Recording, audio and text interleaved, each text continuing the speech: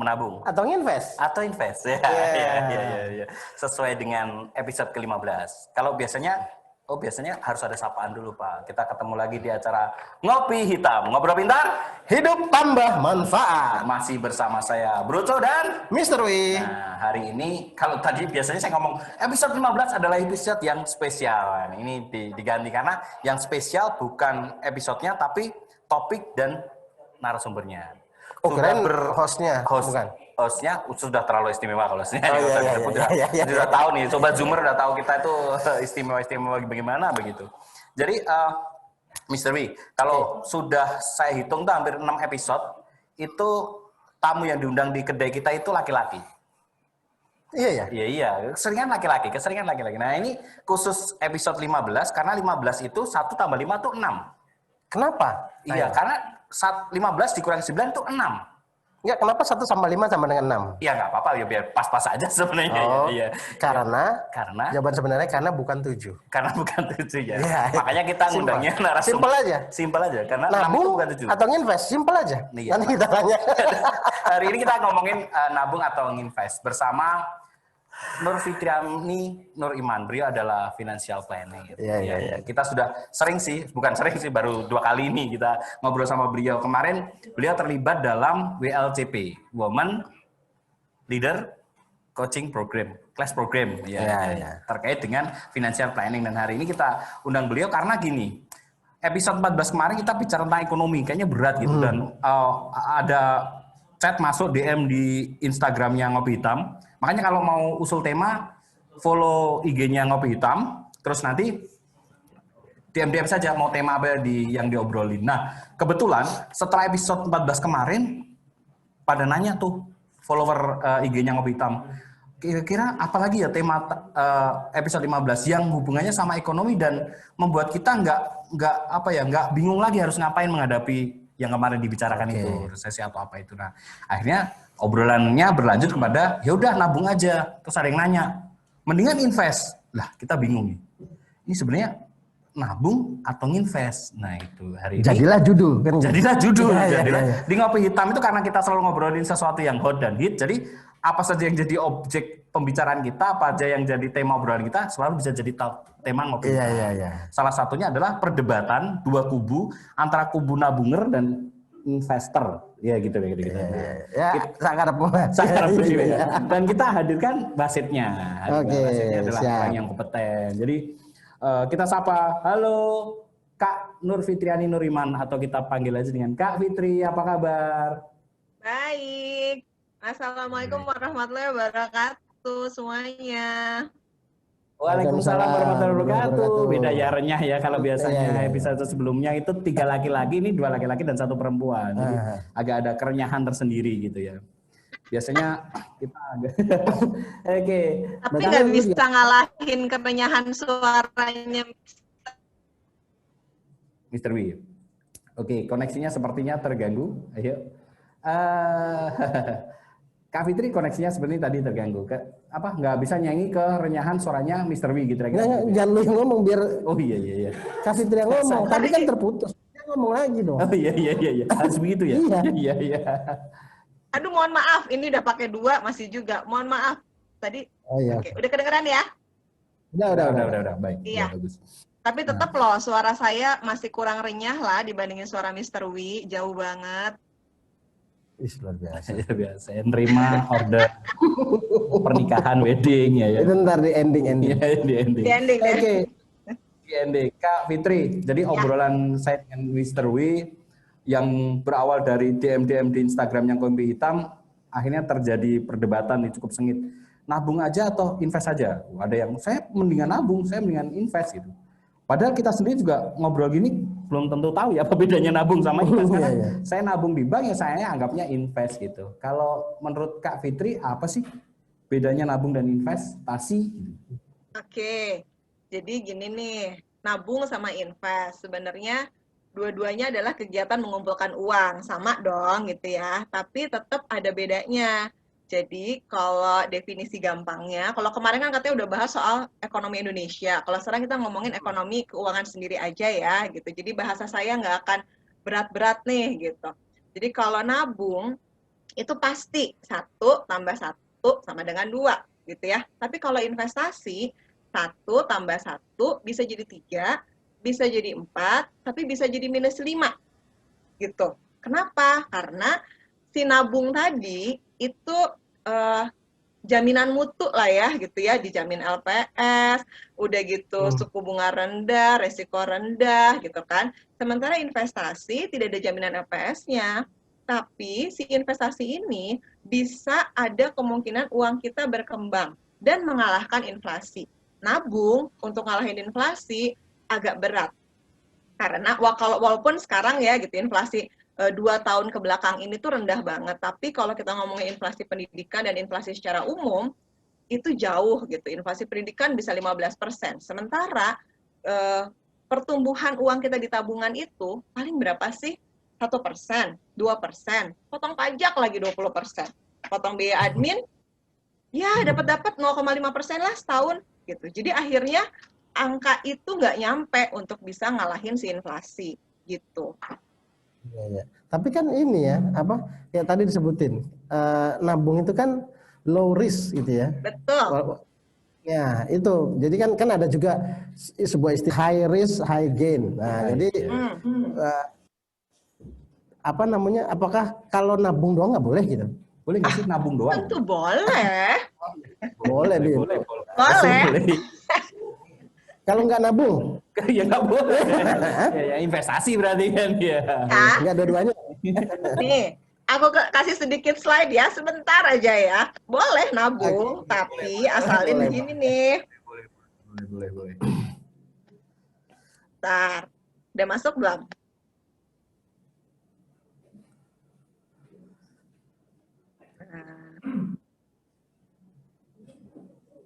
Udah masuk. Udah masuk ya?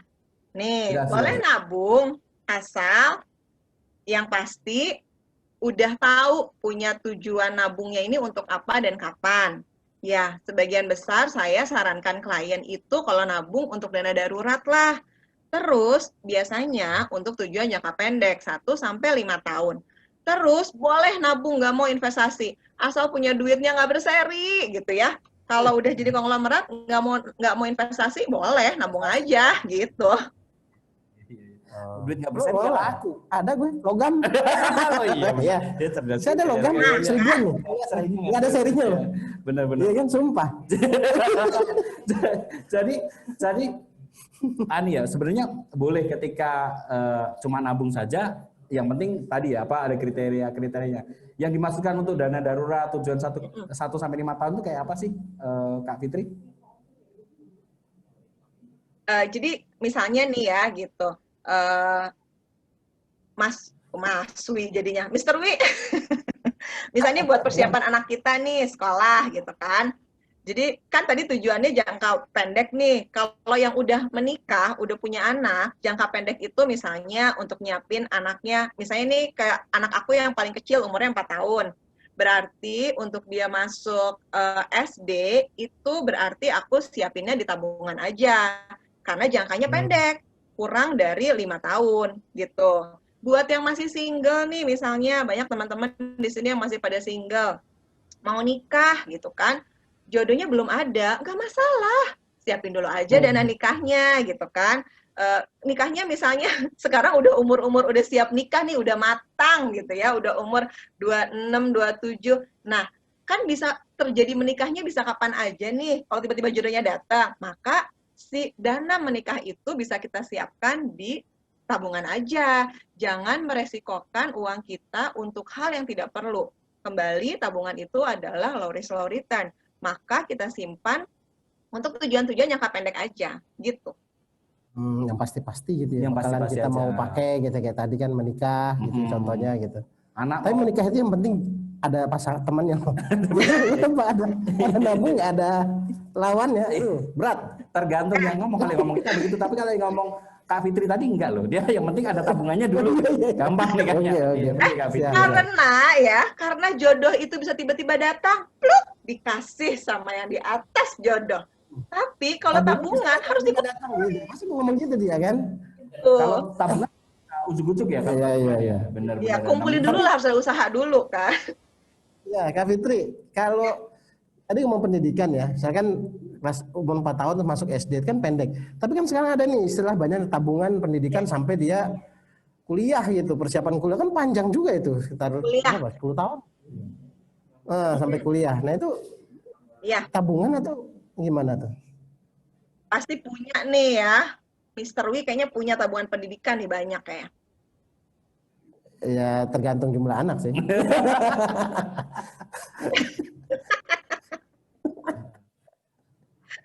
Iya ada betul. Jadi aman banget ya gitu. Zaman sekarang itu ya dari dulu lah kayaknya banyak orang tua merasa bertanggung jawab kalau anaknya lahir harus disiapin tabungan pendidikan. Tapi kembali nih kan kita harus terus belajar.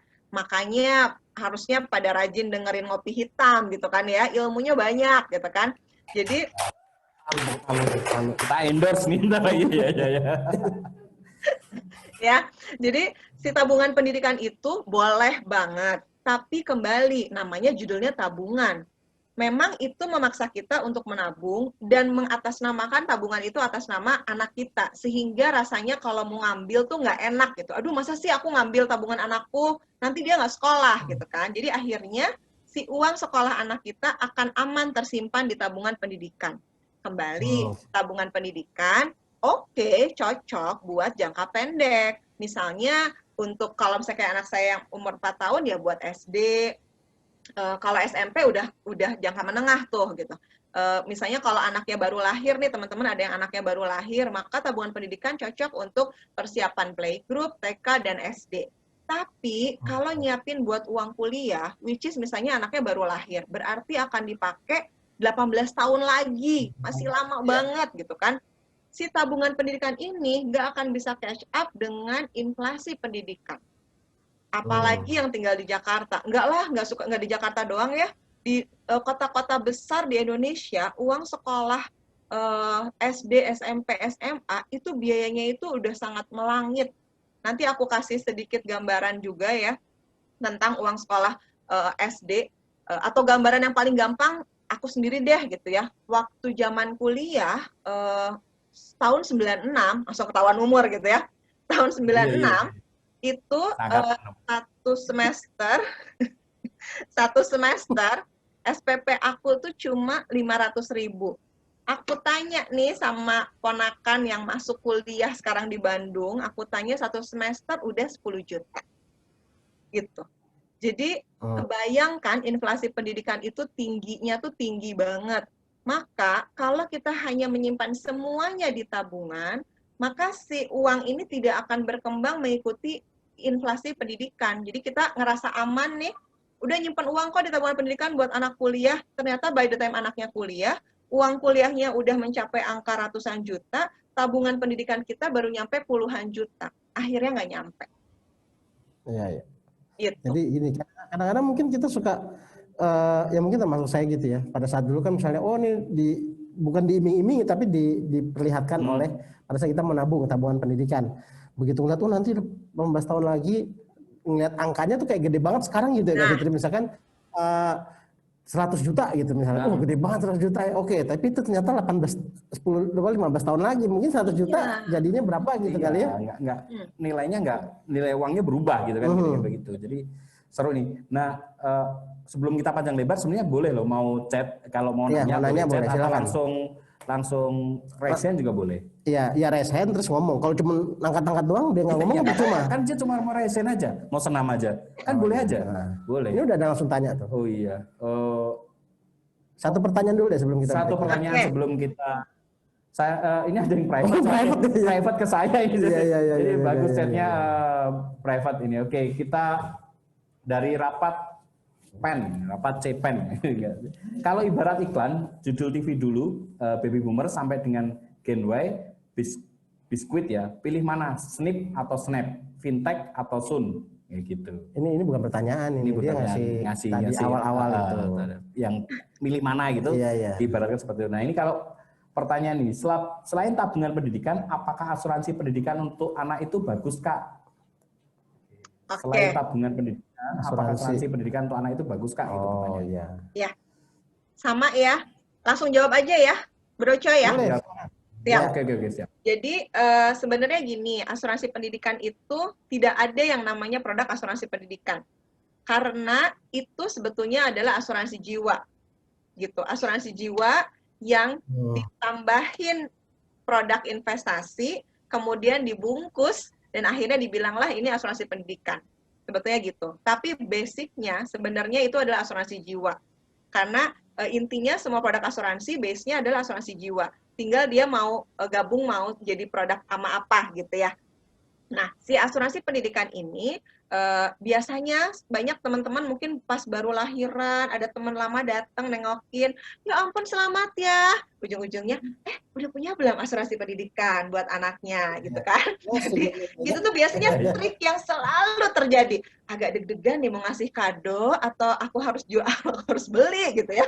Jadi boleh sih gitu. Hanya si asuransi pendidikan ini kembali kita tuh, jadi gini, kalau saya sebagai financial planner, saya tuh biasanya ngitung dulu.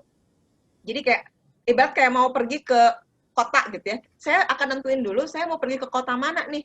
Ke Bandung kah? Ke Surabaya kah? Ke Manado kah? Baru sesudah itu saya akan memilih alat transportasinya apa. Kalau ke Bandung saya pakai mobil, kalau ke Manado saya pakai pesawat. Nah, kalau sekarang ibu-ibu muda yang baru punya anak, langsung ujuk-ujuk, saya beli asuransi pendidikan. Itu kayak ujuk-ujuk naik mobil aja. Padahal mau perginya ke Papua. Nggak akan nyampe gitu. Jadi sekarang tuh kita benar-benar harus tentuin dulu. Saya tuh jadi kayak gimana ya, waktu awal-awal nikah baru punya baby umur 2 tahun tuh udah mulai mikirin, coba ya nanti kalau si anak ini kuliah di sini gimana ya gitu. Jadi kita udah punya mimpi besar dulu, ini anak mau kuliah di mana, kemudian kita hitung angkanya, ditambah inflasi nanti jadi berapa, baru sesudah itu kita cari produknya. Gitu. Nah, asuransi pendidikan, seringkali saya bongkar asuransi pendidikan untuk beberapa klien saya, ada yang cukup, kalau memang preminya besar, ada juga sebagian besar itu yang tidak cukup ujung-ujungnya. Karena nggak nyambung antara mimpi si orang tua dengan produknya. Jadi saya pernah tuh ada klien, seorang bapak, dia menikahnya agak terlambat, sehingga dia itu punya anak, dia mau pensiun itu anaknya baru mau kuliah gitu loh. Nah, jadi terus dia merasa bahwa dia itu sudah invest di asuransi pendidikan, angkanya besar banget. Tapi ternyata dia pengennya anaknya kuliahnya di Amerika. Jadi kayak si asuransi pendidikan menjanjikan angka 1 miliar gitu ya. Angka 1 miliar sekarang. Sementara anaknya mau kuliah 10 tahun lagi. Udah nggak akan nyambung gitu. Nah, itu yang akhirnya menurut saya sebelum membeli produk, kita benar-benar harus membaca dulu dan mengetahui kita itu maunya apa dulu. Kita hitung dulu. Gampang kok rumus ngitungnya, cuma tinggal lihat di Excel aja.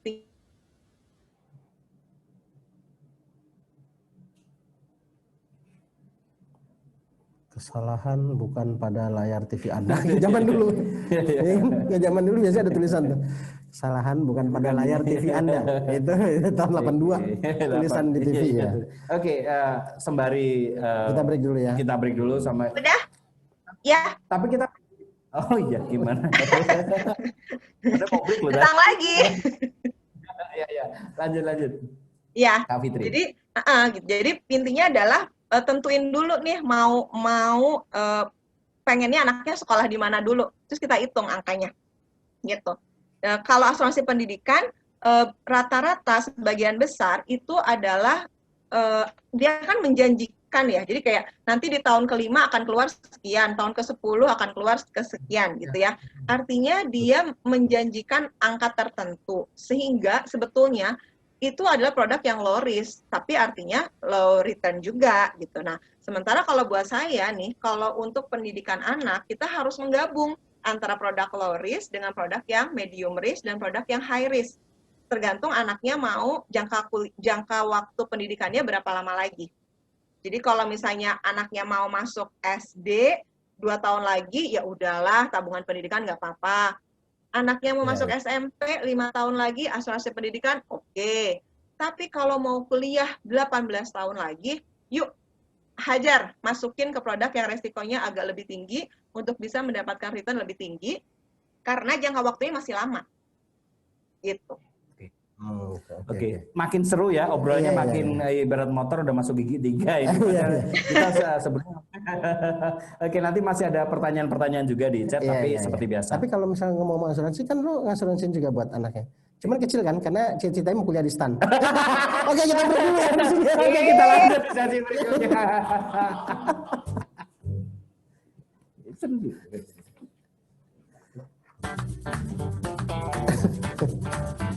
Tanya nih.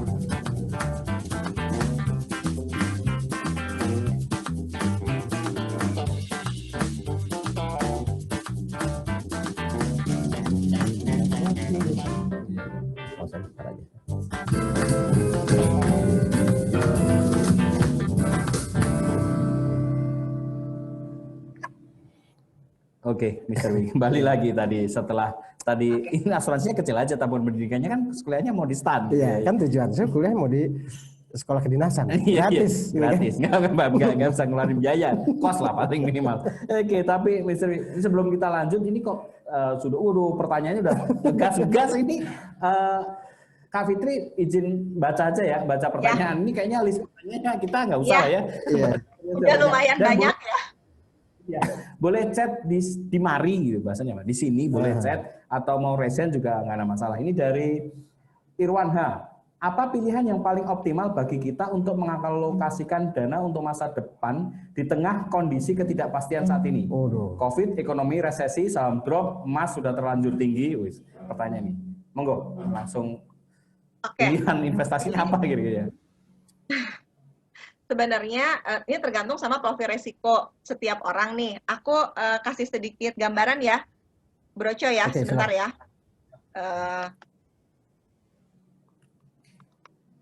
Sudah. Sorry. Gambar kopi, gambar cangkir kopi. Oh bentar.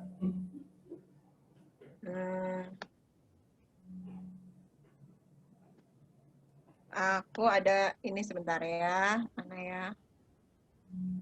Nih.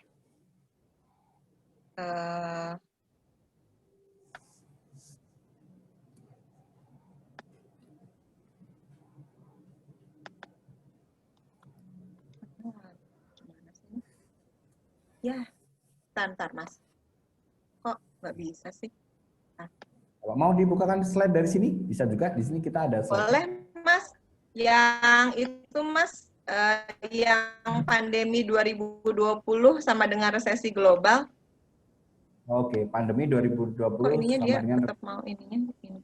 Ya apa-apa, sambil ngobrol aja sekalian nanti rekan-rekan operator akan jadi boleh nanti tolong dilihatin yang itu ya Mas ya. Jadi memang semua orang ini khawatir dengan resesi. Indonesia sudah masuk resesi karena kita sudah mengalami pertumbuhan ekonomi negatif kan 2 kuartal berturut-turut ini. Tapi masalahnya tidak cuma Indonesia, 95% negara di dunia pun mengalami resesi. Dan kalau dibilang resesi, ya kita itu juga namanya ya kayak hidup lah naik turun gitu ya, naik kadang turun kayak perputaran roda gitu kan. ya udah nggak usah terlalu panik juga gitu. Toh kita juga sudah pernah mengalami beberapa kali resesi, ya beberapa kali krisis ekonomi lah gitu ya. Nah, saat ini memang, nah ini aku kasih gambaran sebetulnya ya memang ini gara-gara pandemi COVID-19 ini terjadi resesi global di seluruh dunia.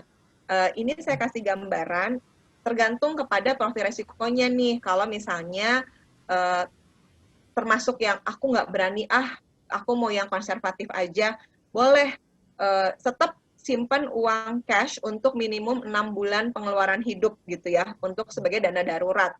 Misalnya di tabungan atau deposito 40%.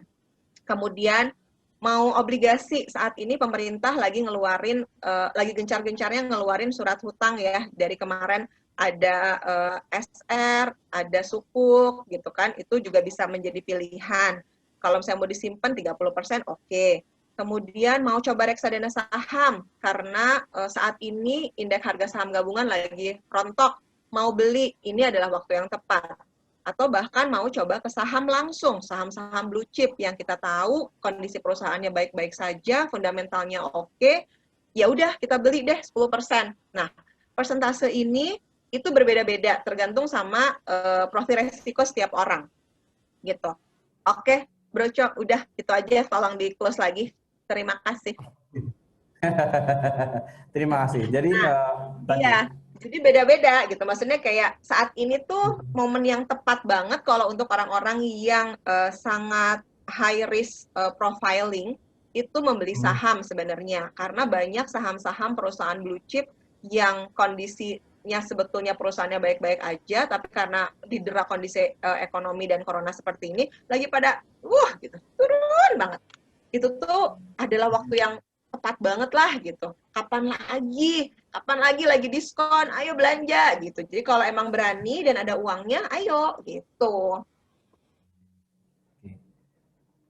mau lanjutannya atau baca chat lagi ya? Ternyata ada chat lagi dari Mbak Mirma Yuda Firdausi. Bu, saya pernah saya membahasakan. Biasanya kalau Mbak Mirma itu Bu gitu ngomongnya, Bu. Saya pernah membuat asuransi pendidikan untuk anak pertama, tapi akhirnya saya tutup ketika anaknya sudah 6 tahun karena merasa nggak cocok sama hasil akhirnya. Kemudian akhirnya saya mulai nabung LM dan kepake banget ketika anaknya masuk SD. Sebenarnya bisa nggak Bu bisa nggak pakai LM untuk tabungan pendidikan anak? Oke. LM itu logam mulia. Logam mulia, Mas. Logam mulia berarti kan dikonfirmasi dulu, jangan ada singkatan lain yang masuk dari ini. LM ini maksudnya logam mulia kan ya? Ini sepertinya Mbak Fitri koneksinya di. Iya, mohon maaf sekali, aduh. Iya. Udah, tapi kedengeran lagi kan? Kedengeran, sudah. Ya. Aku udah baca chatnya. Jadi memang ternyata ditutup juga ya, karena nggak cocok sama hasil akhirnya. Kemudian nabung LM, kepake banget, anaknya masuk SD. Bisa nggak Bu pakai LM untuk tabungan pendidikan anak? Bisa banget. Udah gitu dong jawabannya. Gue nungguin loh. Ada selanjutnya. Penjelasannya ya. Nanyanya panjang deh, teman. Bisa banget. Iya, bisa banget. Iya. Terus sebenarnya gini, maksudnya kayak tadi kan udah kita ngomongin asuransi pendidikan, bener kan gitu. Ternyata ada yang merasa menyesal kan gitu. Aduh nyesel, ngapain sih gitu. Karena ternyata ya itu kadang-kadang memang angkanya itu nggak matching gitu loh sama yang kita harapkan gitu. Waktu kita pertama beli kelihatannya kayak gede banget. Pas mendekati anaknya mau masuk sekolah, ya kok nggak nyampe gitu kan. Nah akhirnya beli emas. Emas boleh, tapi saya sarankan emas itu untuk jangka menengah, yaitu 5-10 tahun. Karena kalau emas untuk jangka pendek, harga emas itu sangat tidak stabil sebetulnya gitu. Apalagi ada perbedaan harga jual dengan harga beli. Jadi kalau emas dipakai untuk tujuan jangka pendek, pas tiba-tiba lagi harganya turun, bisa terjadi kita jual harganya malah lebih rendah daripada harga waktu kita beli gitu. Nah, maka saya sarankan emas itu adalah untuk jangka menengah, 5-10 tahun. Kalau untuk jangka panjang gimana? Sebenarnya kalau emas nih jangka panjang antara emas sama reksadana saham dan saham sebetulnya tetap lebih tinggi saham gitu. Jadi ya itu dia, kalau menurut saya setiap produk itu tidak ada yang sempurna. Semua produk investasi dan keuangan itu punya plus dan minus. Tinggal kita sebagai pembelinya itu memikirkan mau pakai produk yang mana untuk tujuan yang apa dan waktunya akan dipakai kapan gitu. Supaya cocok semuanya, karena nggak ada satu produk yang cocok untuk semuanya sebenarnya. Gitu Mbak. Jadi pertama itu tujuannya dulu ya, Mr. Wi tadi. Ya tujuan. Kan kalau kita lihat banyak produk-produk gitu atau apa seperti tabungan pendidikan, menawarkan juga tabungan pensiun, gitu ya kan ada juga tuh.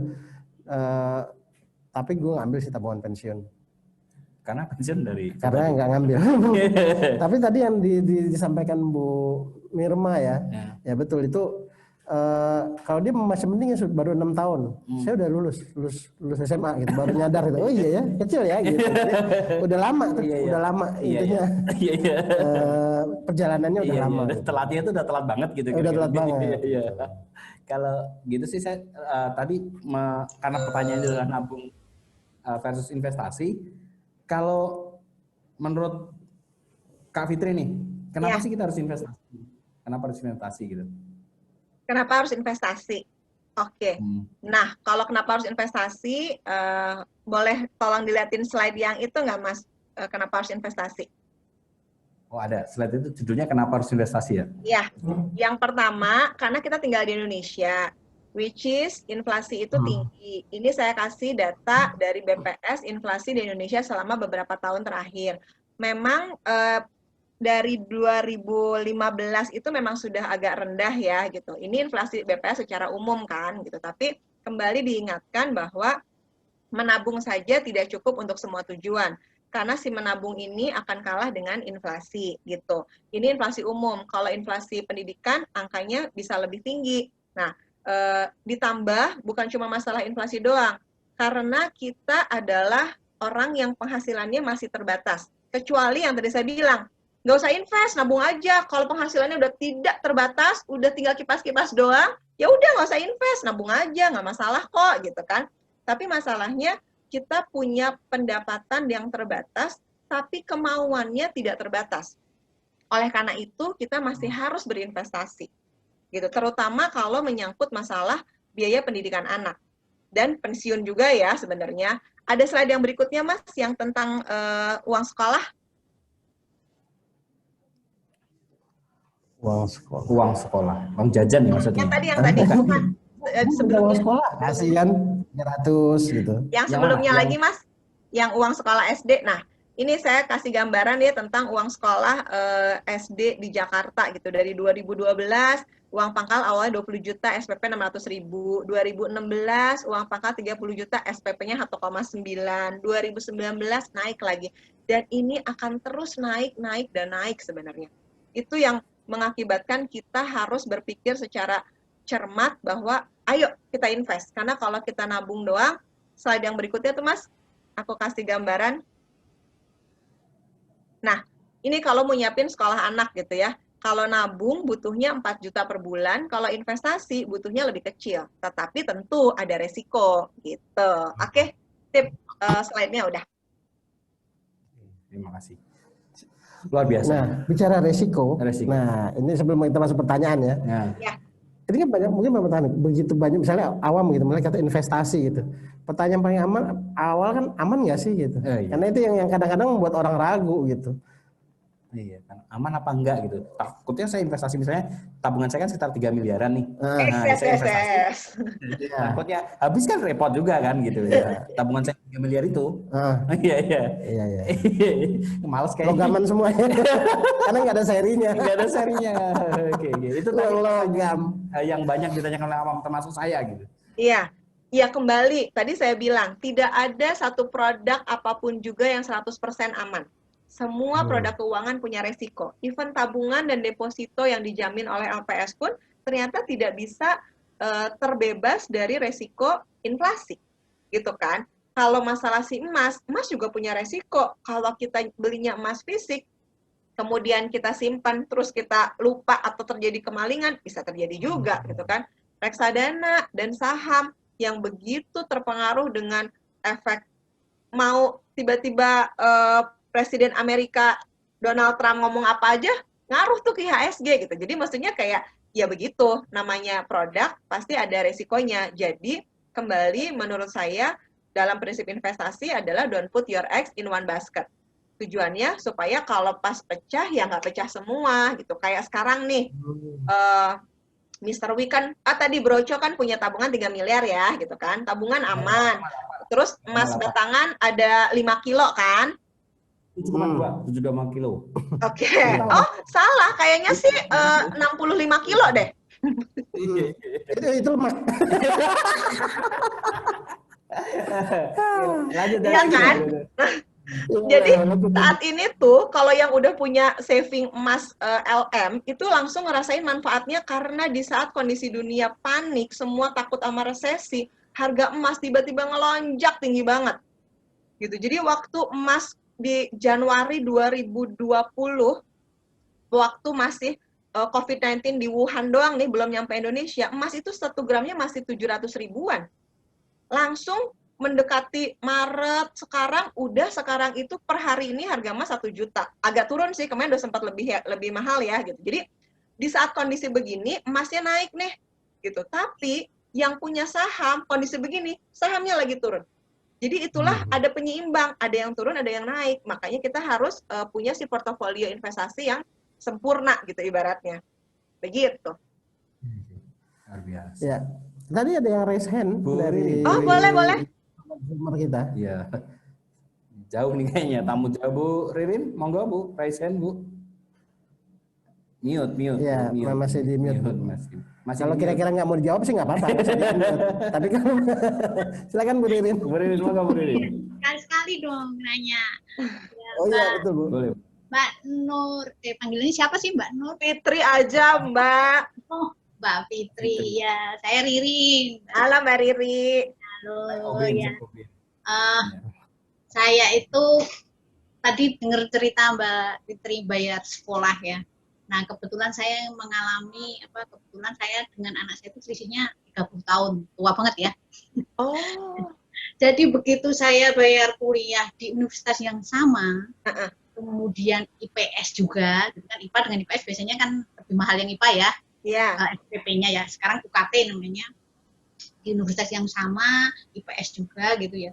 Jadi selang 30 tahun itu selisihnya tadinya saya 90.000 satu semester, tua banget ya. Nah sekarang saya nggak kelihatan Mbak, masih awet muda, kalau kulit masih kinclong. Gitu ya. Jadi sekarang saya bayar kuliah anak saya terakhir itu 9 juta. Jadi 100 kali lipat ya. 100 kali lipat persis. Iya. 100 kali lipat persis gitu ya. Dan ini saya sampaikan ke teman-teman yang generasi milenial, generasi muda yang masih kecil-kecil gitu. Saya suka cerita. Ini loh, saya 30 tahun kemudian saya harus membayar uang kuliah anak saya 100 kali lipat. Nah, tapi bisa saya nyata ya Mbak, bener-bener nih terjadi. Bener-bener ini. Jadi kalau bayar UKT itu saya internet banking itu bener-bener 100 kali lipat gitu ya. Pas gitu ya, 100 kali lipat ya. Nah, memang sih karena UKT itu kan ada levelingnya ya, ada levelingnya. Kebetulan saya dapat yang lumayan gede juga gitu ya. Jadi ya lumayan kelipatannya jadi 100 kali.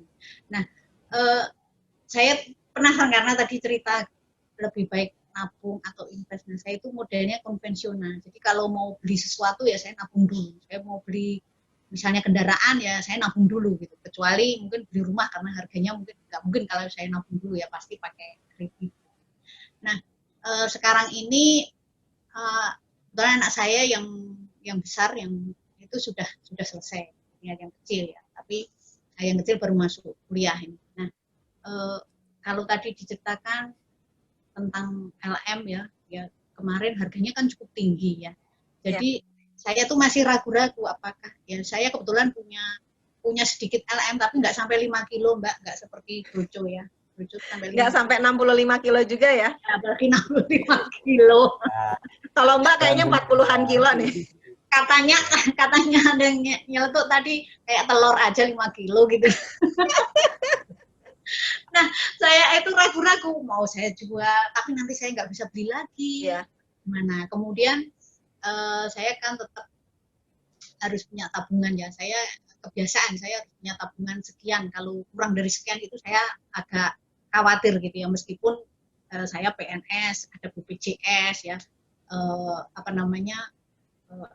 Anak saya tinggal satu yang kuliah misalnya, tapi tetap saya masih konvensional gitu. Jadi sebetulnya yang pas itu seperti apa? Apakah saya tetap nabung dalam bentuk rupiah, ataukah mungkin dijadikan dolar meskipun nggak seberapa, ataukah saya harus invest gitu ya? Investnya apakah invest saham ataukah invest yang lain? Nah, itu saya pengen ini dong sarannya dari Mbak Fitri. Terima kasih Mbak Fitri. Sama-sama Mbak.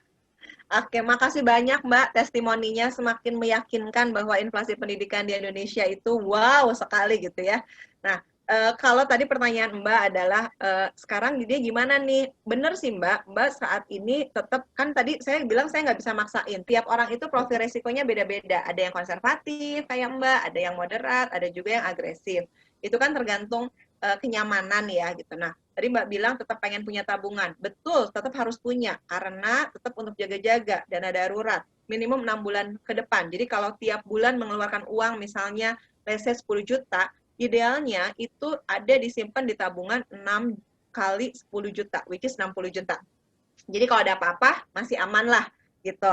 Nah, itu sebagai si dana darurat. Nah, kalau tadi pertanyaannya pengen beli emas atau beli apa ya? Nah, punya emas apa mau dijual ya? Mbak, kalau Mbak sekarang nggak ada keperluan apapun, ya udah jangan dijual emasnya gitu ya.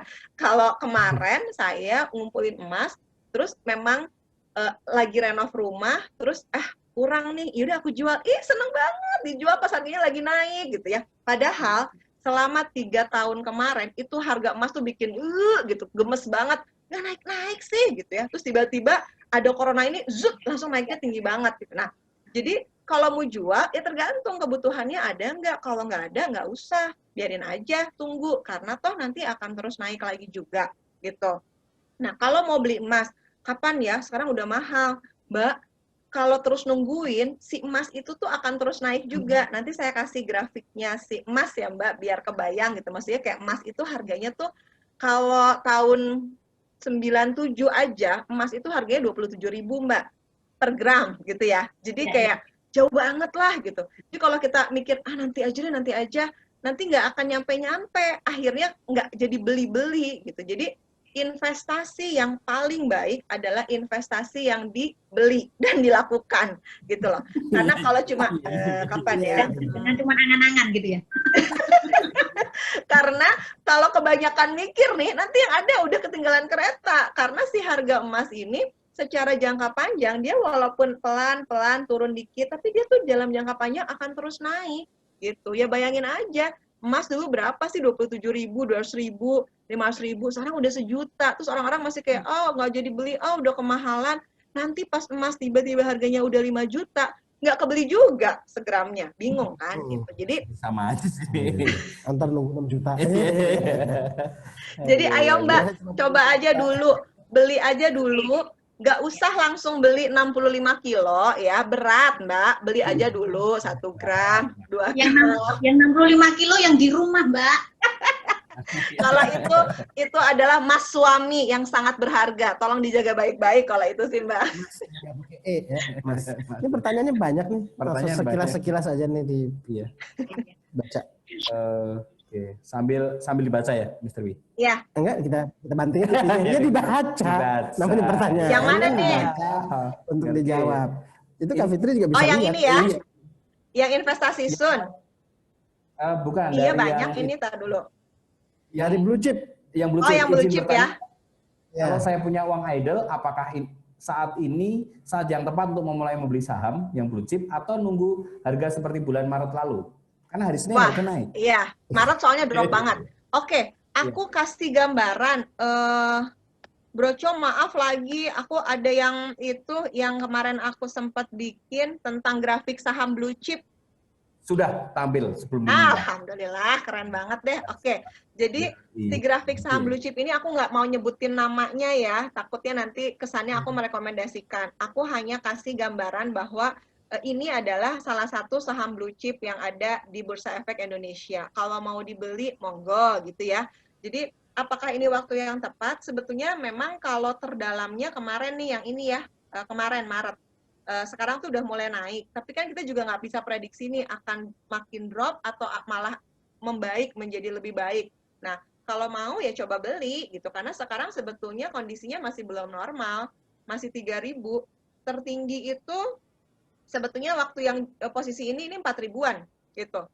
Jadi ini saya kasih gambaran kalau teman-teman mau coba investasi di saham, jangan saham yang aneh-aneh, ambil saham blue chip aja. Saham-saham perusahaan besar yang sudah kita kenal, jelas, fundamentalnya baik, yang udah ketahuan lah gitu ya, laporan keuangannya juga oke, jangan ngambil saham-saham asal-asalan atau gorengan, karena nanti bisa ambles terus nggak balik lagi gitu ya. Nah, ini saya kasih gambaran, kalau misalnya nih kita kenalan November 2005, terus udah pada belanja saham, dulu saham ini harga per lembarnya cuma Rp282 gitu ya. Jadi kalau kita invest 100 juta di 2005 dan di 2020 nih di Januari kita cairkan, maka uang kita yang 100 juta sudah menjadi 1,68 miliar. Gitu. Itu dahsyatnya investasi di saham blue chip. Dalam jangka panjang, tujuannya benar-benar buat jangka panjang, angkanya akan terus naik gitu, karena si perusahaan ini pun terus bebenah untuk menjadi perusahaan yang lebih baik tentunya kan, nggak ada perusahaan yang niatnya mau bangkrut gitu. Begitu? Oke? Ya. Oke. Itu lanjut di pertanyaan bawahnya itu ngikut kayaknya. Kalau belum pernah invest saham, apa yang pertama kali harus dilakukan, Bu? Ya beli saham ya. Beli saham. Mungkin ada rekomendasi harus memulai dari mana, Bu? Ya mulai membeli. Ya membeli. Mulai membeli. Masih jawab gitu nanti. Mr. Wi udah bisa jawab. Lanjutkan, silakan Mr. Wi. Cuma itu doang bisa. Oke, pertanyaan lainnya coba. Iya benar. Jadi yang yaitu kayak sekarang itu adalah momen yang kapan lagi kondisi begini gitu, karena resesi itu terjadi rata-rata ya biasanya tuh per 5 tahun. Jadi kalau kayak sekarang nih teman-teman masih ada gaji, alhamdulillah masih ada sisa uang, terus diam di rumah mulu, ada kelebihan uang, kenapa nggak cobain gitu kan? Karena sekarang itu ya momen yang tepat gitu, dan harga kalau mau beli saham juga nggak harus langsung, aku harus langsung beli 100 juta, enggak. Sekarang itu kan beli saham minimum itu 1 lot 100 lembar. Jadi kalau kayak tadi misalnya si saham blue chip tadi 3.000, berarti 300.000 dong gitu. Jadi nggak harus mahal banget juga gitu. Yang penting coba dulu aja. Nggak usah langsung dalam angka besar, coba dulu. Dan tadi tipsnya, yang pertama coba dulu, nggak usah coba-coba, angkanya nggak usah terlalu besar dulu, pelan-pelan. Yang ketiga, jangan langsung nyobain beli sahamnya banyak. Kalau menurut Warren Buffett, salah seorang yang kaya sekali ya, karena juga dia investasi di saham, beliau bilang kalau investasi kan harus diversifikasi, tapi kalau beli saham nggak usah diversifikasi, nggak usah punya saham banyak-banyak amat. Karena dia fokusnya sama, aku juga mikirnya lebih ke long term, aku bukan trader, jadi niatnya buat tujuan jangka panjang. Ya udah pilih aja beberapa saham, nggak usah sampai punya 100 saham, nggak usah 3, 5 cukup lah. Dan pilih saham-saham yang blue chip tadi. Jangan pilih saham-saham yang aneh-aneh yang kayaknya, wah ini murah banget nih, pasti nanti akan naik. Kalau tiba-tiba digoreng, tiba-tiba angkanya langsung ambrol lagi, pingsan nanti. Begitu tipsnya kira-kira. Dan betul, tips yang terakhir adalah memulai. Benar kan? Beli ya itu kampusnya. Ada lagi. RD itu, kalau saya RD itu di sepeda itu di belakang RD yang buat minda-minda gigi. Tapi ini ada pertanyaan. Seberapa besar resiko penurunan nilai pada RD saham? Seberapa besar? Saya pernah ngalamin turun sampai 50%. Itu terjadi di tahun 2008. Gitu. Jadi 2008 pada saat krisis melanda gara-gara subprime mortgage di Amerika, itu indeks harga saham gabungan Indonesia juga turun. Reksadana saham rata-rata indeksnya juga turun sampai 50%. Tapi kembali, waktu itu saya beli di situ, anak saya baru umurnya 2 tahun. Kan niatnya buat investasi jangka panjang, buat anak saya kuliah. Ya udah nggak usah panik. Tapi banyak orang yang nggak tahu tujuan nyimpan uangnya untuk apa. Pas uangnya ambles sampai 50%, dia panik, dia ambil. Udah, bye. Padahal tahun 2009-nya, itu indeks si reksadana saham itu naik sampai 90%. Jadi kayak sabar aja deh gitu. Kalau kita tahu tujuannya buat apa, ya udah nggak usah ikutan panik. Orang lain panik langsung ikutan panik juga gitu. Nah, saat ini memang reksadana saham sudah 3 tahun belakangan ini return-nya agak melemah karena begitu banyak isu. Tahun 2019 masalah perang dagang Cina sama Amerika itu mempengaruhi banyak ya. Terus baru mau naik 2020 kena corona. Jadi ini reksadana saham sebetulnya memang lagi agak kurang bergairah lah gitu. Return-nya tuh masih ya segitu-gitu aja, so-so banget gitu. Masih banyakan minusnya sebenarnya. Tapi kalau sekarang sih nggak nyampe 50% ya. Yang sekarang rata-rata paling jelek pun 20, tapi yang lain rata-rata minus 10 lah. Gitu. Oke. Luar biasa. Sepertinya Ya. ini kalau diterusin harusnya nggak 60 menit durasinya ini. Enggak, ya, minimal ada ini ya. Dikit lagi. Yang ini. Heeh. Bu, saya baru memulai tabungan emas di Pegadaian dan kemarin baru mau mencoba investasi ke Sun. Ya. Iya. Namun kemudian ada kabar akan adanya resesi sehingga menjadi ragu-ragu. Dari sisi nyaman dan amannya, baiknya milih yang mana ya Bu? Tetap ya, pokoknya jawabannya cuma pengen yang nyaman dan aman, return-nya tinggi. Nggak ada pokoknya. Ya. Tapi gini, Ada ya. nggak ada pokoknya. Tapi sebenarnya Sun itu kan surat utang negara. Negara ini lagi butuh uang. Sekarang tuh negara tuh lagi butuh uang. Karena ya kalau kita, ibaratnya gini, daripada negara ngutang ke negara lain, mending ngutangnya ke masyarakat Indonesia sendiri kan gitu. Nah, kalau dibilang aman atau resesi, sebenarnya gini, kalau semua nih mau sukuk, mau ori, mau SBN gitu ya, yang lagi dikeluarkan oleh pemerintah sekarang lagi gencar ini return-nya yang terakhir kemarin tuh 6,05%.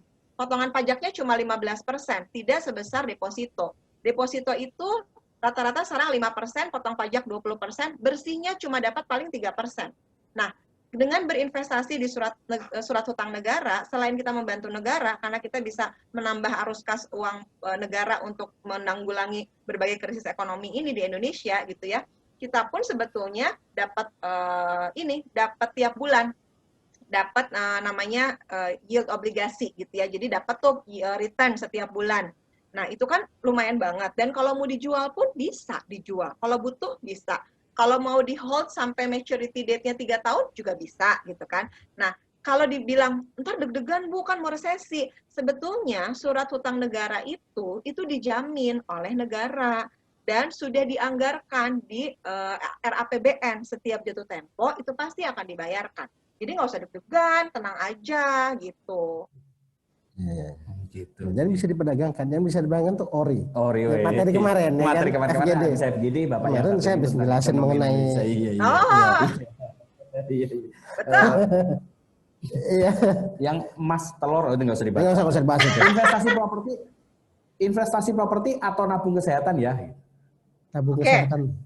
Investasi Asuransi. properti atau nabung Iya. kesehatan. Sebenarnya gini, itu kayak dua hal yang berbeda menurut saya. Karena investasi properti, ayo. Karena properti itu resikonya rendah, kita punya barangnya. Tapi pengalaman saya pribadi juga gitu, mau jual properti itu lama banget. Apalagi kondisi kayak gini. Gitu. Nggak segampang begitu gitu loh. Sekarang kalau misalnya tujuannya membeli properti, investasi properti adalah untuk kesehatan. Sekarang ini tiba-tiba kita amit-amit kena jantung, terus mesti bypass, terus butuh dana 100 juta. Apakah si properti itu bisa langsung dijual?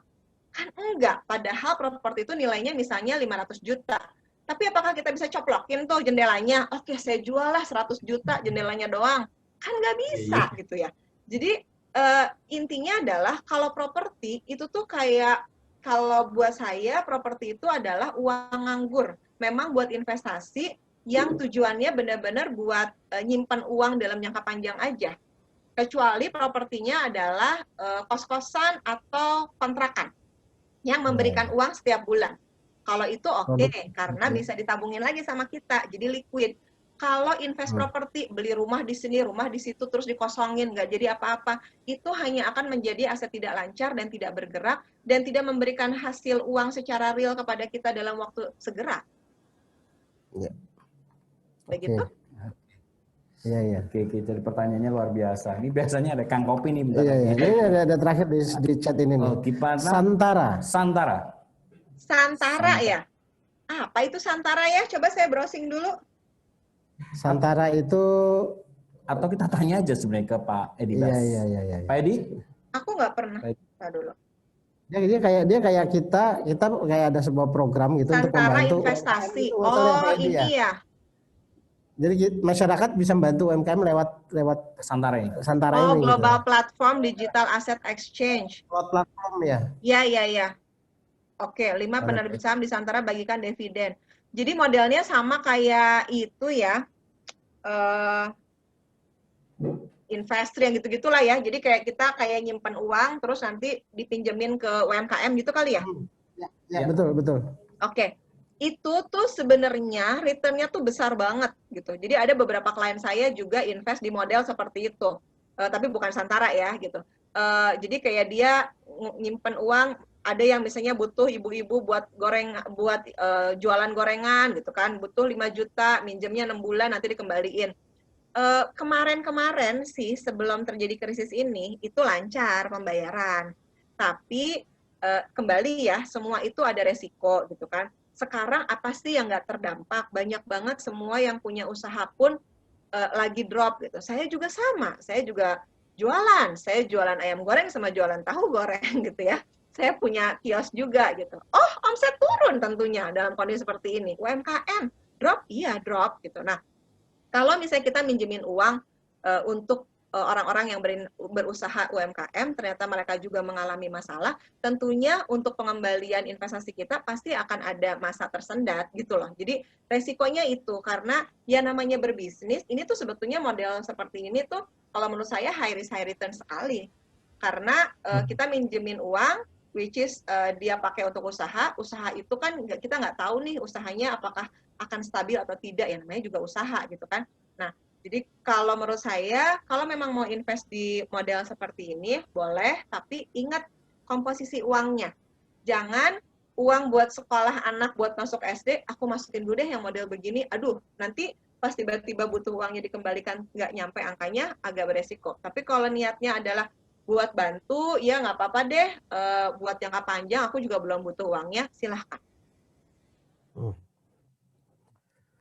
Mr. Wi, ini dari tadi ngopi hitam tapi kagak ada kopinya, gimana sih?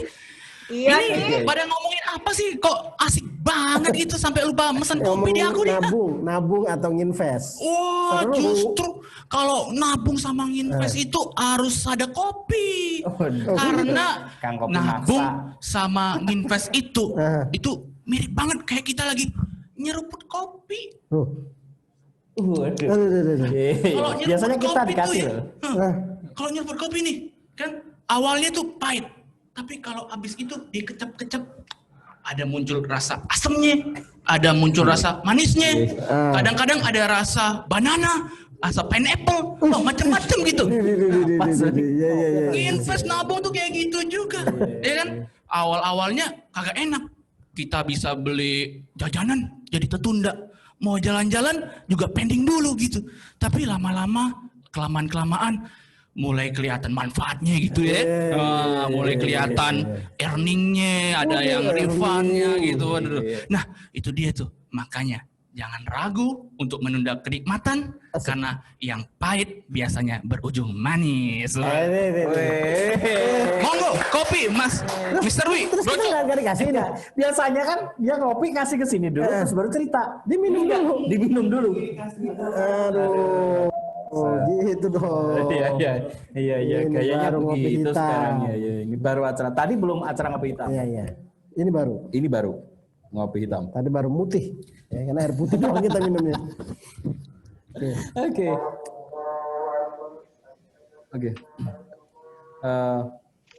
Mr. Wi, ini ada pertanyaan kita sebelum break sesi berikutnya. Ini kan pertanyaan nggak berhenti-berhenti. Biasanya ada breaknya pertanyaannya. Bu, bagaimana mengetahui profil resiko kita?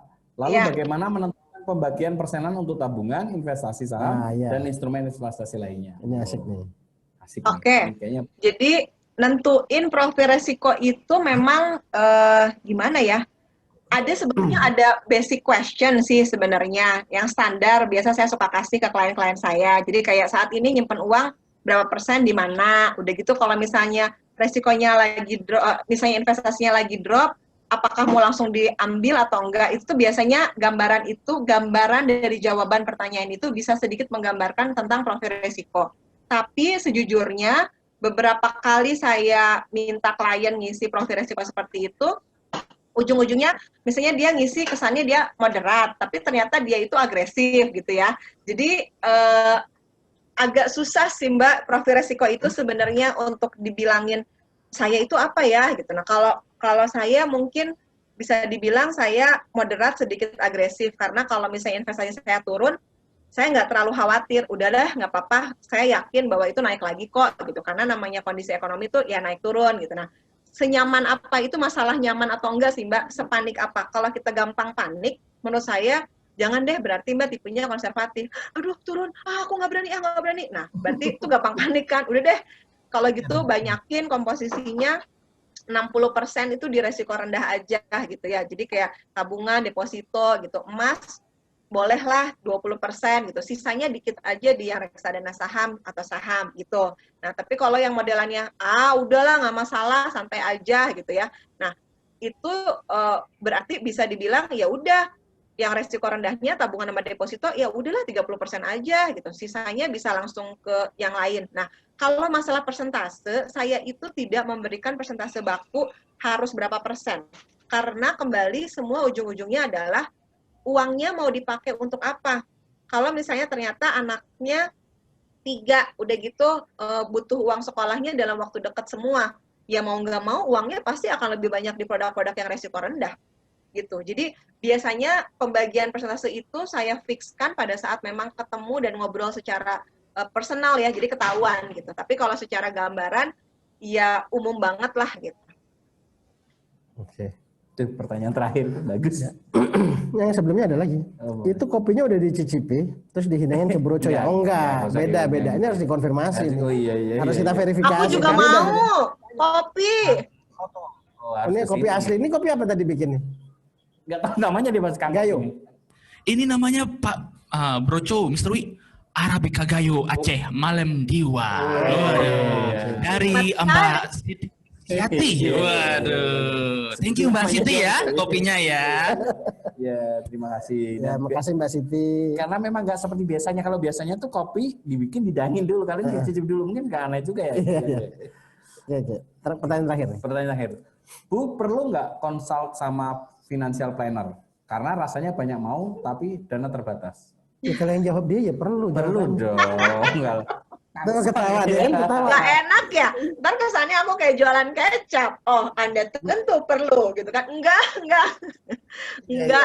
Sebenarnya sekarang itu udah banyak sekali informasi yang bisa didapatkan.